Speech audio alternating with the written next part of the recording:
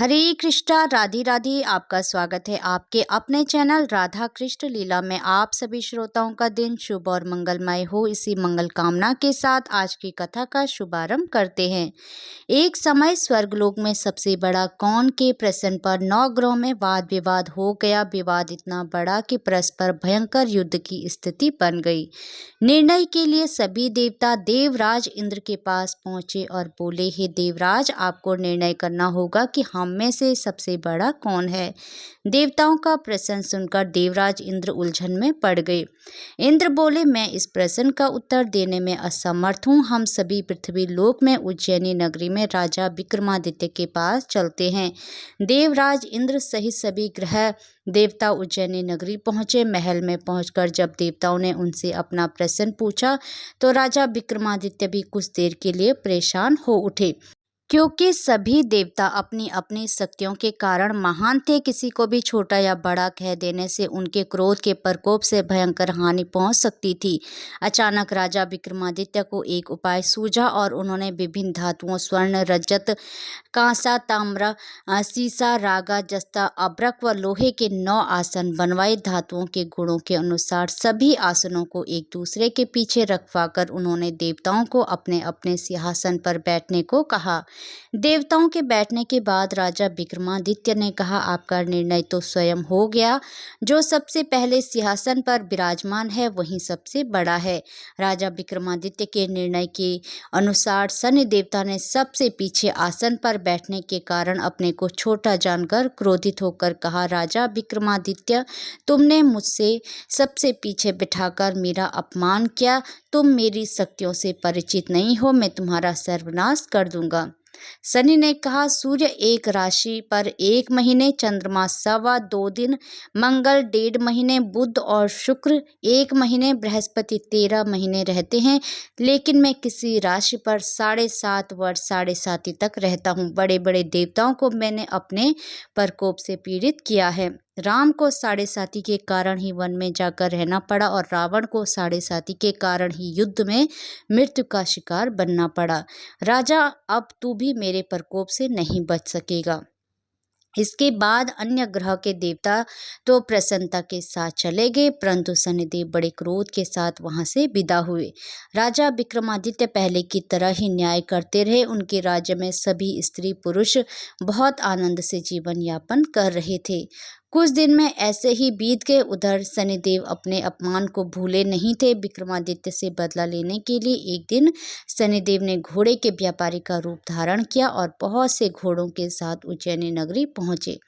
राजा विक्रमादित्य ने राज्य में किसी घोड़े के व्यापारी के आने का समाचार सुना तो अपने अश्वपाल को कुछ घोड़े खरीदने के लिए भेजा। घोड़े बहुत कीमती थे। अश्वपाल ने जब वापस लौटकर इस संबंध में बताया तो राजा विक्रमादित्य ने स्वयं आकर एक सुंदर व शक्तिशाली घोड़े को पसंद किया। घोड़े की चाल देखने के लिए राजा उस घोड़े पर सवार हुए तो वह घोड़ा बिजली की गति से दौड़ पड़ा। तेजी से दौड़ता घोड़ा राजा को दूर एक जंगल में ले गया और फिर राजा को वहां गिराकर जंगल में कहीं गायब हो गया।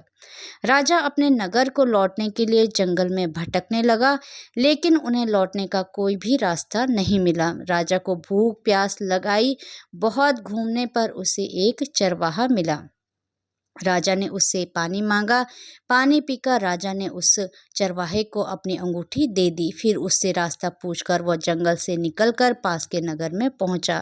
राजा ने एक सेठ की दुकान पर बैठकर कुछ देर आराम किया। उस सेठ ने राजा से बातचीत की तो राजा ने उसे बताया कि मैं उज्जैनी नगरी से आया हूँ। राजा के कुछ देर दुकान पर बैठने से सेठ जी की बहुत बिक्री हुई।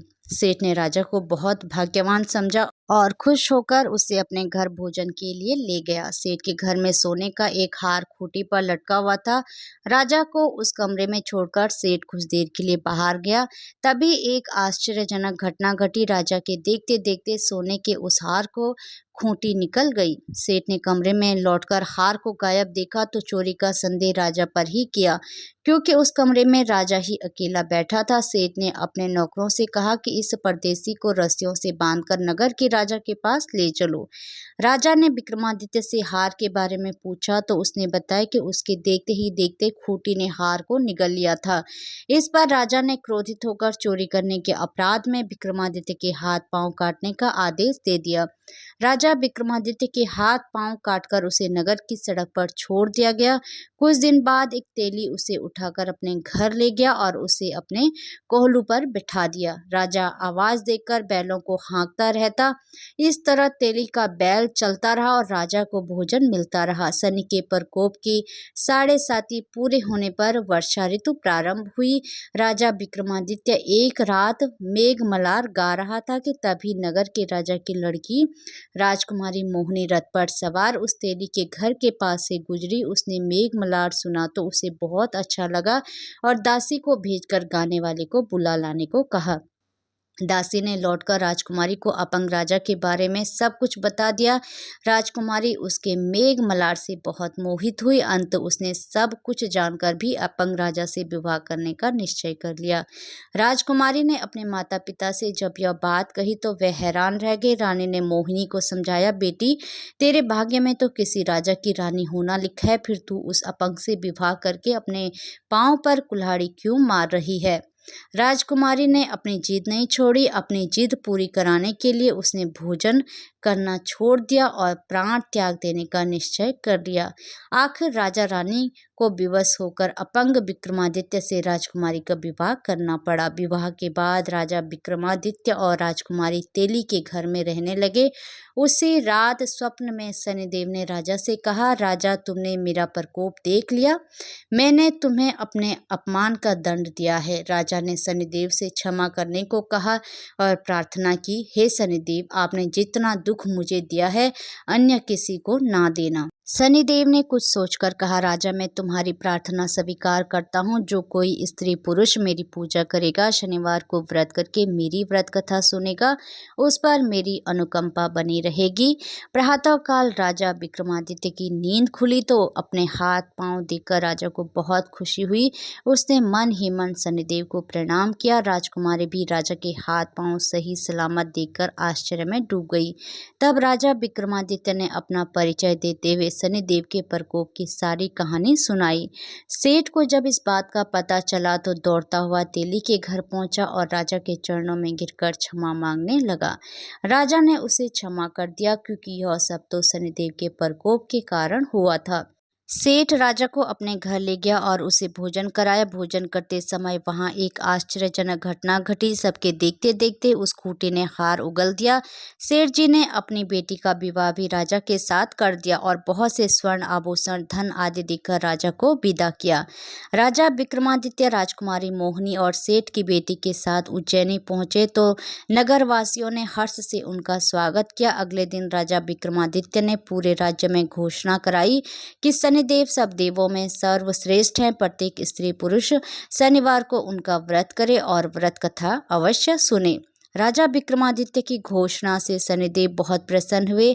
शनिवार का व्रत करने और व्रत कथा सुनने के कारण सभी लोगों की मनोकामनाएं शनिदेव की अनुकंपा से पूरी होने लगी। सभी लोग आनंद पूर्वक रहने लगे। हरे कृष्णा, राधे राधे। भगवान श्री कृष्ण और राधा रानी की कृपा आप सभी भक्तों पर हमेशा बनी रहे। जय श्री राधे।